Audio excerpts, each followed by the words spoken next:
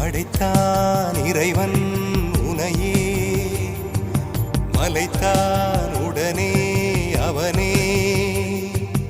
அழகை படைக்கும் திறமை முழுக்க உன்னுடன் சார்ந்தது என் விழி சேர்ந்தது விடிய விடிய மடியில் கிடக்கும் பொன்வினை உன்மேனி மீட்டட்டும் என் மேனி இறைவினில் வந்து கலந்திடு வீரல் பட மெல்ல காணிந்திடு உடல் மட்டும் இங்கு கிடக்குது உடன் வந்து நீயும் உயிர் கொடு